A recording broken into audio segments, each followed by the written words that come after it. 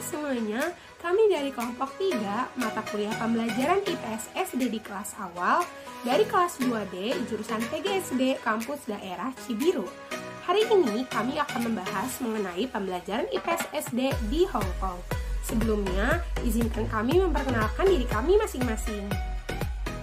Ni hao, ngokiu, Giovanni. Hai semuanya, nama saya Giovanni dengan NIM 2001306. Ni hao, ngokiu Eka Paujia Pratiwi dengan NIM 2003948. Ni hao, ngokiu Nabila Ratri Widya Astuti dengan NIM 20216. Halo, ngokiu Despiana Zakia Gistiani dengan NIM 2000918. Hong Kong merupakan daerah administratif khusus dari Republik Tiongkok. Hong Kong mempunyai kepadatan penduduk sekitar 7 juta jiwa dengan luas wilayahnya mencapai sekitar 1.104 km persegi.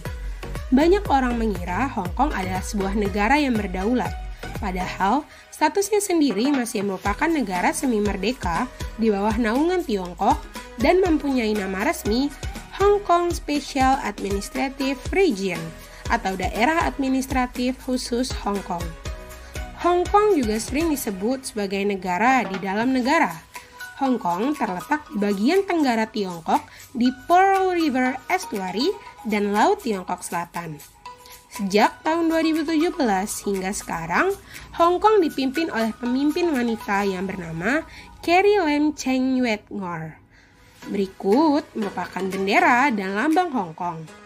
Bendera tersebut menampilkan bunga pohon anggrek Hong Kong yang berwarna putih, bercorak dan berkelopak 5 di tengah-tengah bidang berwarna merah. Bahasa resmi yang digunakan di Hong Kong adalah bahasa Mandarin dan Inggris. Dan Hong Kong juga mempunyai mata uang sendiri, yaitu dolar Hong Kong. Saya akan menjelaskan tentang latar belakang dan perkembangan pelajaran IPS di Hong Kong. Nah teman-teman, kajian terhadap perkembangan pendidikan sosial studies di Hong Kong itu menjadi sesuatu yang menarik.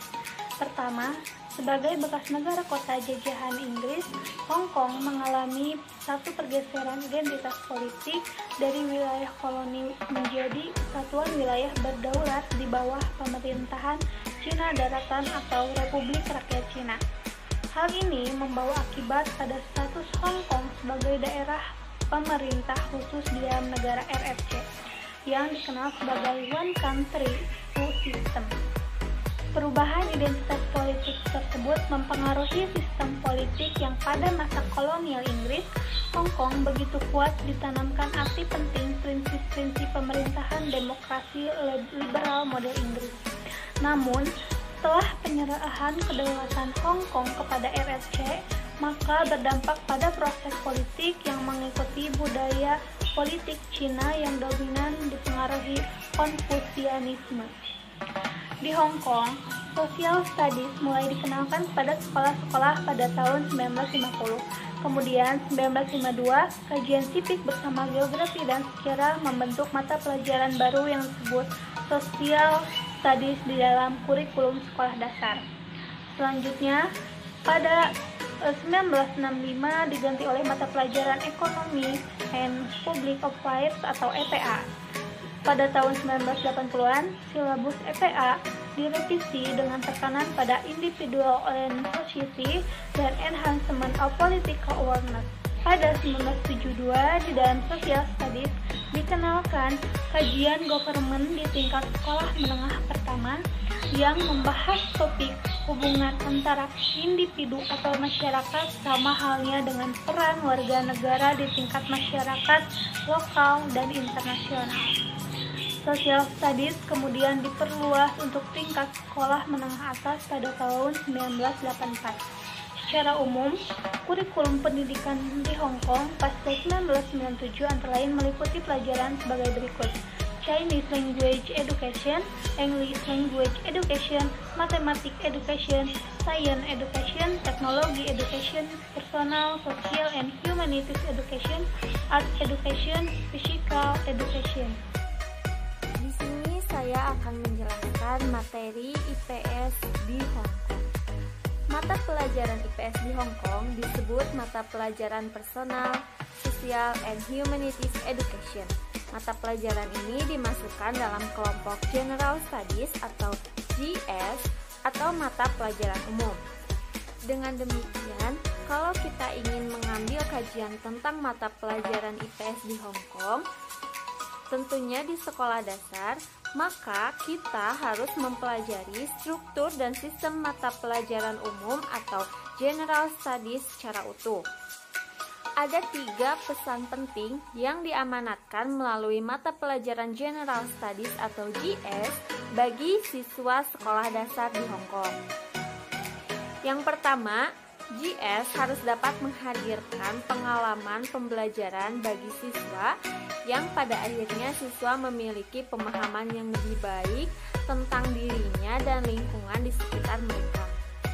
Yang kedua, mata pelajaran GS harus dapat membangun minat para siswa untuk mengembangkan keterampilan meneliti atau mengobservasi tentang persoalan dan isu-isu yang berkenaan dengan ilmu pengetahuan, teknologi, dan masyarakat.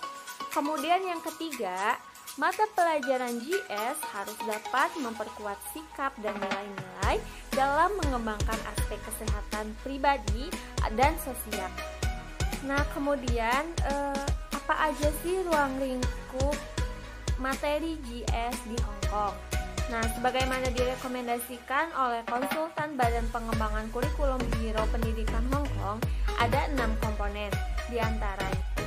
Yang pertama, kesehatan dan tempat tinggal. Nah, yang kedua, penduduk dan lingkungannya. Nah, yang ketiga, ilmu pengetahuan dan teknologi dalam kehidupan sehari-hari. Yang keempat, komunitas dan kewarganegaraan. Yang kelima, identitas nasional dan budaya Cina. Yang keenam, memahami fenomena global dan era reformasi. Baik, di sini saya akan menjelaskan mengenai sistem pendidikan sosial di Hong Kong. Pembelajaran pendidikan sosial di Hong Kong menggunakan model perencanaan dan pembelajaran yang beraneka macam atau diversive models dengan pembelajaran, pengajaran, dan asesmen yang efektif. Di mana pembelajaran tersebut memiliki 3 kunci pembelajaran pokok, yaitu yang pertama, ruang lingkup Personal, Social, and Humanities Education atau PSHE. Yang kedua yaitu Science Education atau SE. Dan yang ketiga yaitu Technology Education atau TE, yang merupakan komponen yang menjadi pilar dari mata pelajaran General Studies. Nah, selanjutnya saya akan menjelaskan juga mengenai tujuan pendidikan sosial di Hong Kong. Tujuan pendidikan sosial di Hong Kong pada dasarnya yaitu untuk membentuk siswa memiliki pengetahuan, generic skill, value and attitude, di mana hal ini terdapat dalam konten kurikulum GS meliputi 5 sasaran pokok, yaitu yang pertama, kemampuan untuk memelihara kesehatan pribadinya, pengembangan diri dan menumbuhkan sikap percaya diri, serta melahirkan warga negara yang berpikir rasional dan bertanggung jawab. Yang kedua, agar mereka mengetahui peran dan tanggung jawab mereka sebagai anggota keluarga dan masyarakat, serta memperlihatkan perhatian terhadap keberadaan diri mereka.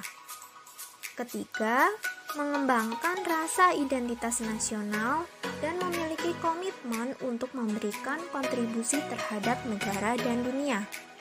Keempat, mengembangkan rasa ingin tahu dan minat pada alam dan dunia teknologi, termasuk di dalamnya mengerti pengaruh ilmu pengetahuan dan teknologi terhadap masyarakat. Dan yang terakhir, mata pelajaran GS adalah untuk mengembangkan perhatian dan minat siswa terhadap lingkungannya. Nah, itu tadi merupakan kelima tujuan pendidikan sosial di Hong Kong. Terakhir, kita akan membahas mengenai perbandingan pembelajaran SD di Indonesia dengan di Hong Kong. Sebelumnya, tingkat pendidikan di Indonesia dan di Hong Kong itu sama, yaitu 6 tahun di sekolah dasar, 3 tahun di sekolah menengah pertama, dan 3 tahun di sekolah menengah atas. Selanjutnya, kita akan membahas mengenai perbandingannya. Di Indonesia, IPS mulai diajarkan semenjak kelas 1 sampai kelas 6 dengan menggunakan pendekatan tematik. Sedangkan di Hong Kong itu menggunakan General Studies yang juga diberikan sejak Primary 1 hingga Primary 6. Di Indonesia, tematik untuk kelas 1 itu masih membahas atau berkisar tentang diri kita sendiri. Sedangkan di Hong Kong telah memasukkan materi tentang kewilayahan. Dan selanjutnya, di Indonesia, IPS itu diajarkan melalui pendekatan dalam bentuk yang terpisah-pisah atau separated, dan korelasi atau correlated, dan juga fusi atau integrated. Sedangkan di Hong Kong, materinya digunakan melalui pendekatan mengintegrasi atau menyintesis, atau dikenal dengan istilah cross-disciplinary. Sekian dari kami kelompok 3. Mohon maaf